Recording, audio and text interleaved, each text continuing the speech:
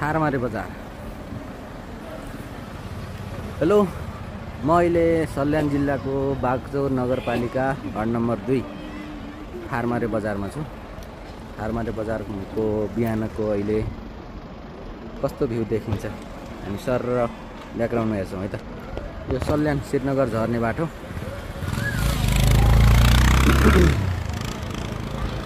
गाडी लागेका छन्।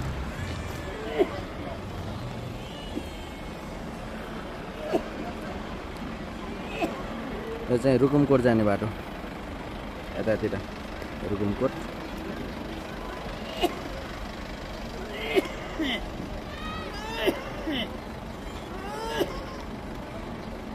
यहाँ जो प्रकृति रेस्टुरेन्ट भन्ने छ,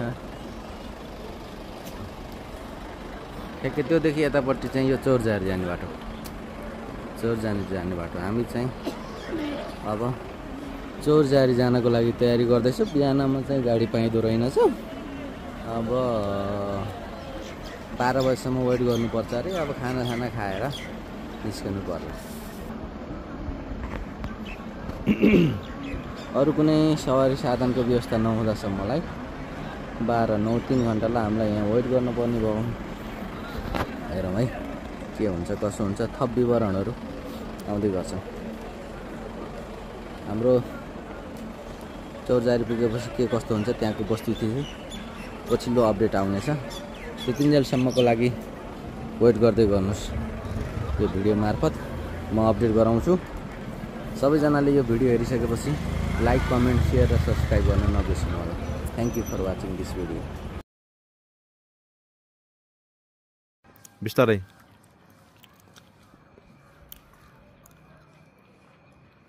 गजब तपाईँले खोजेको चाहको आछ है। गजब। के छ खबर तपाईँको? भेरी गुड छ, भेरी गुड। कट्टा आन्ने हो? कट्टा आन्ने। त्यो चाहिँ क्लिपहरू बनाउनु। हेलो एभ्रिवान, अहिले हामी बागचौर नगरपालिका वार्ड नम्बर 2 थारमारे बजारमा छौँ। यहाँनिर एउटा रहेछ पार्क, सानो यो सटाके पार्क हो कि के पार्क हो भने खुट्टामा लगाएर त चिप्लेटी खेल्ने केटाकेटी होइन। ट्याक्क अनि चाहिँ यसो इन्जोय गरौँ भनेर आएको। यहाँ चाहिँ यसो रमाइलो पार्क साक रहेछ। अनि टोलीहरूले यहाँ यहाँ यस्तो बनाएर चाहिँ ब्युटिफुल पार्क बनाएको रहेछ नि। यहाँ यस्तो छ। यहाँ आधा चन्द्रमा सी आकारको आधा सी चन्द्रमा पनि रहेछ। हामीले चाहिँ फोटोसोटो खिचिसकेपछि अनि ठ्याक्क अब इन्डिङ गरेर हामी चाहिँ घर फर्किने तयारीमा छौँ होइन। हाम्रो सरजी यहाँ अगाडि कुदिसक्नु भएको छ। अब उहाँले हात हल्लाउँदै हुनुहुन्छ। अब यति भन्दै अब म पनि यो आजको भिडियोबाट आउट हुन्छु। नेक्स्ट टु मिट यु, फेरि चाहिँ अर्को नेक्स्ट भिडियोमा भेटौँला। सबैजनालाई धन्यवाद। यो भिडियो हेरिसकेपछि लाइक, कमेन्ट, सेयर र सब्सक्राइब गर्न नभुल्नु होला। सबैजनालाई धन्यवाद। Welcome to the next video. Thank you very much. Hello everyone, ल अब म यो चाहिँ झोलुङ्गे पुल तर्दैछु है त। यहाँनिर झोलुङ्गे पुलमा म पुरा डिक्किच्याउँ गर्दै तौर्दै। अब यहाँ पुरा हल्ली जानुपर्छ कि यसरी पुरा लुई हल्लिनुपर्छ। तपाईँ झोलुङ्गे पुलको यात्रा गर्नुपर्छ कि नै कहिले? हो, हल्लिन मजा आउँछ नि होइन। हा यो हो कि इन्जोय गर्ने। सरजी अगाडि कुदिराख्नु भएको छ। म चाहिँ पछाडि छु। यहाँ मान्छेले ढुङ्गा फोरिरहेछन् तल यसो हेरौँ है। बिचरा जनताहरूले ढुङ्गा फोरिरहेछन्, कुटो कोदालो गरिराखेछन्। अब सबैलाई दुःख छ। अब यो दुःखलाई के गर्ने, मान्छेको आफ्नो कर्म हो। कर्मअनुसार काम गर्न पर्यो। हामी चाहिँ यसो यहाँ घुमेर इन्जोय गरिरहेछौँ। थ्याङ्क यू भेरी मच सबैजनालाई। Good morning everyone.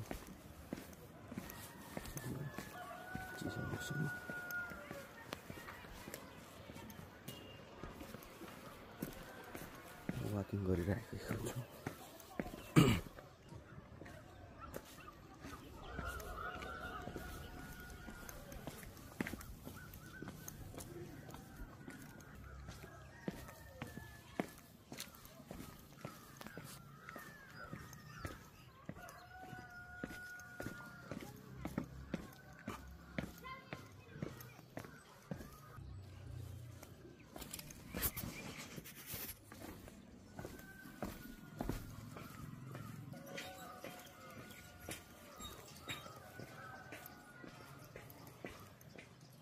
सागर कृष्ण बसन्ते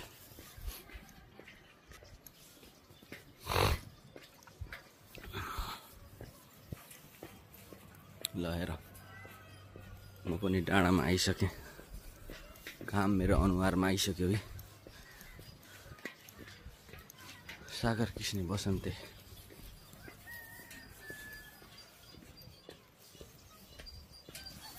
गाइज इन्जोय गर्नुहोस् यो झोलङ्गे पुलमा घुम्दै घुम्दै रमाउँदै डाँडा काँडा हरियालीमा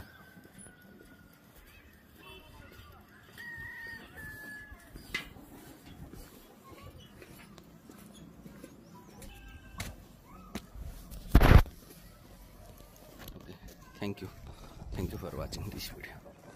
ल सम्पूर्णमा नमस्कार। म अहिले यो सल्यान जिल्लाको बागचौर नगरपालिका बागचौर नगरपालिका वार्ड नम्बर कति रे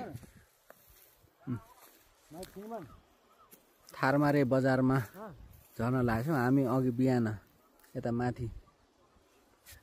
माथितिर गाडी बिग्रेर जाम भएर बसेको थियो माथि मौलो हाल्ने भन्ने ठाउँमा पुगेर अहिले फर्किँदैछौँ। यो सल्यान जिल्लाको यो थारमारे यहाँबाट देखिने दृश्यहरू यस्तो छ। डाँडा काँडा हरिया पाखापाखै र यहाँ धेरै सल्लाहका रुख भएर यो जिल्लाको नाम सल्यान राखेका हुन् कि कसो हो त्यो चाहिँ पत्तो भएन। हाम्रो गाडी यहाँनिर अड्डेको छ अहिले। यो हाम्रो चाहिँ अगाडि थारमारे झर्ने बाटो हो। हामी अहिले माथि मौलो हाल्ने ठाउँसम्म पुगेर फर्किँदैछौँ। यो सल्यान जिल्लामा धेरै सल्लाह भएर यो सल्यान नाम रहेको हो कि के हो त्यो बारेमा चाहिँ विस्तृतमा बुझ्नुपर्छ। अहिले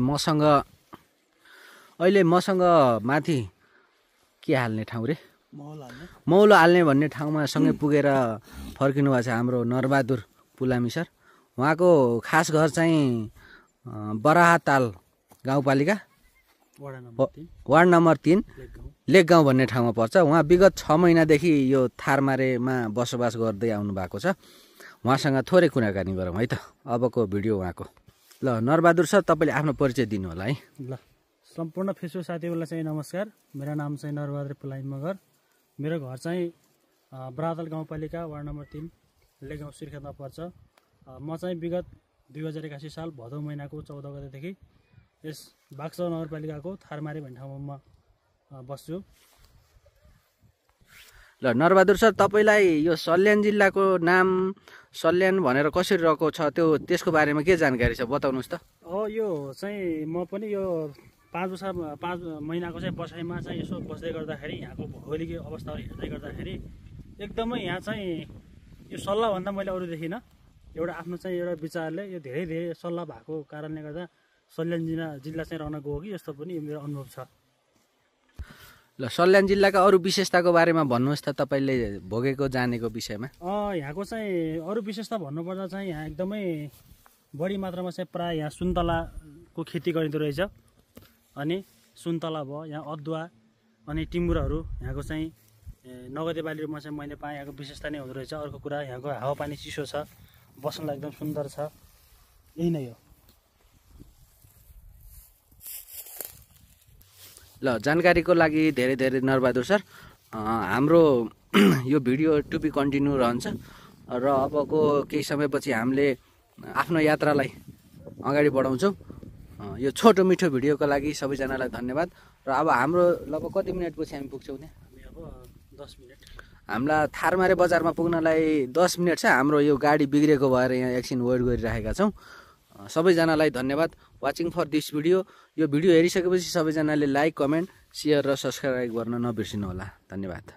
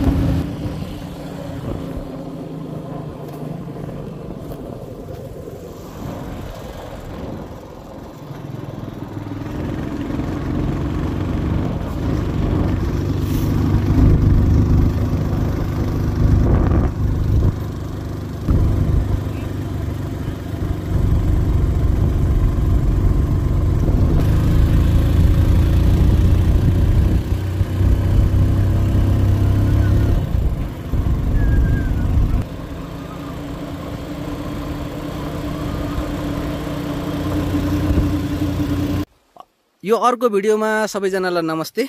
म अब हामी अघिको भिडियोमा थारमारे झर्नलाई 10 मिनेट बाँकी छ भन्दै थियौँ। त्यही बिचमा चाहिँ हाम्रो एकजना अर्को साथी डम्बर बहादुर डागी सर आइपुग्नु भयो। अघि हाम्रो गाडी बिग्रेको थियो, यो बिग्रेको गाडीलाई रिसिभ गर्न भनेर अर्को गाडी आइपुगेछ। अनि हाम्रो डम्बर सरसँग पनि 2-4वटा कुरा गरिहालौँ यो छोटो मिठो भेटघाट, यो अन्तर्क्रिया भइराखेको विषयमा। अबको भिडियोमा मैले डम्बर सरलाई जोड्छु है त। ल तपाईले आफ्नो परिचयबाट सुरु गर्नुहोस् है त। सम्पूर्णलाई नमस्कार। मेरो नाम डम्बर बहादुर डाङ्गी। मेरो घर चाहिँ बागचौर नगरपालिका वडा नम्बर 3 मा पर्छ। अहिले हामी बागचौर नगरपालिकाको वडा नम्बर 2 भन्ने ठाउँमा छौँ र भेट बाटोमा सरहरूको बाइक बिग्रिरहेकोले हामी चाहिँ सरहरूसित बाइक रिसिभ गरेर चाहिँ जानको लागि हामी यो ठाउँमा आएर चाहिँ यो भिडियो बनाउँदैछौँ। ल यो सल्यान जिल्लाको विशेषताको बारेमा बताउनुहोस्। हामीले जस्तो भक्तपुरको खुकुरी, चितवनको तोरी भनेर सम्झिन्छौँ, त्यो ठ्याक्कै 1, 2, 3 यो सल्यान जिल्लालाई कसरी सम्झिने ल भन्नुहोस् त। सल्यान जिल्लालाई सम्झिने सल्यान जिल्लाका चिनाहरू सल्यानी खुकुरी भन्ने प्रचलित छ, जो यहाँ कोही तपाईँ 2-4 दिन बस्नुभयो भने पनि त्यो पनि उपलब्ध बनाउँछौँ हामी। सल्यान जिल्लालाई चिनाएको एउटा कुमाक लेक, जो कि पहिल्यैदेखि प्रख्यातदेखि लाग्दै आएको कुमाक लेक, अनि कुपिण्डे दह, खैराबाङ भवेश्वरी मन्दिर, त्यसपछि शङ्कमुल छाया क्षेत्र, शारदा नदी, यिनी जिल्लाले सल्यान जिल्लालाई एउटा चिनाएको ठाउँ हो। सल्यान जिल्ला एउटा भौगोलिक हिसाबले, प्राकृतिक हिसाबले सुन्दरतामा राम्रो छ। हावापानी, लेक, डाँडा पाखा यहाँको अब जेठ मास लाग्दैछ, ट्याकको गुराँसहरू फुल्ने, काफलहरू प्रशस्त मात्रामा खाइने लेकमा, चिसो पानी, हावापानी राम्रो र सुन्दरता छ सल्यान जिल्ला। तपाईँ अझ यहाँ सल्यान जिल्ला अझ बागचौरको स्थानीय हुनुहुन्छ होइन, अनि यो सल्यान जिल्लाको नामाकरण कसरी सल्यान रह्यो त्यसको बारेमा बताइदिनुहोस् न। यो सल्यान जिल्ला सर हाम्रो 2057 सालतिर जन्मिएको। अब सबै हाम्रा पुर्खाहरूले चाहिँ सल्यान जिल्ला भन्दै गए, हामीले पनि त्यही नै सल्यान जिल्ला नै भन्यौँ, त्यसरी चाहिँ चिन्यौँ। अब यसको विस्तृत जानकारीको लागि अब हामी चाहिँ यो कसरी सल्यान जिल्ला नामाकरण रह्यो भन्ने विषयमा चाहिँ हामी चाहिँ जिल्लामा गएर अथवा कुनै सम्बन्धित अग्रज व्यक्तिहरूबाट हामीले चाहिँ दिनेछौँ। त्यो बागचौर नगरपालिका वडा नम्बर 2 मा बनेको त्यो अग्ला टाउरा भ्यू टावर भन्ने छ, त्यो चाहिँ 2073 सालमा बनेको हो। त्यहाँबाट सल्यान जिल्लाको केही लगभग 85% भूभाग देखिन्छ त्यो अग्ला टाउरा भ्यू टावरबाट। सबै सल्यान जिल्लाको क्षेत्रहरू चाहिँ त्यहाँबाट चाहिँ प्रशस्त देख्न पाउँछौँ। त्यहाँ ठाउँमा गएर पनि हामी चाहिँ मूल्याङ्कन गर्नेछौँ, अनुभव गर्नेछौँ। ल सल्यान जिल्लाको अब प्रशस्त मात्रामा नगदी बालीहरू उत्पादन हुने सुन्तला, कागती, यहाँको अदुवा, टिमुरहरू, त्यसपछि बेसार, यहाँका विशेषता नगदी बालीहरू प्रशस्त मात्रामा पाइन्छ। अनि कोटमौलामा, खालीमा, दोखोला भन्ने ठाउँमा राम्रोसँग सुन्तलाको लागि, अलैँचीको लागि राम्रो आम्दानी र मनग्य आम्दानी लग्ने यहाँका कृषकहरूले लिइरहनु भएको छ। ल जानकारीको लागि धेरै धन्यवाद डम्बर सर। अब यो भिडियो लङ टर्ममा, दीर्घकालमा हामीले चाहिँ पछि पनि हेर्न सक्छौँ। यो युट्युबमा अपलोड हुन्छ। सबैजनाले माधवपन्थी युट्युब च्यानल सब्सक्राइब गरेपछि त्यहाँ चाहिँ भेटिन्छ सजिलरी। यो भिडियो हेरिसकेपछि सबैजनालाई लाइक, कमेन्ट, सेयर र सब्सक्राइब गरिदिनु होला। जानकारीको लागि धेरै धन्यवाद। अब हामी चाहिँ अर्को भिडियोमा भेट्छौँ है त सबैजनालाई। Okay, by by, Tata.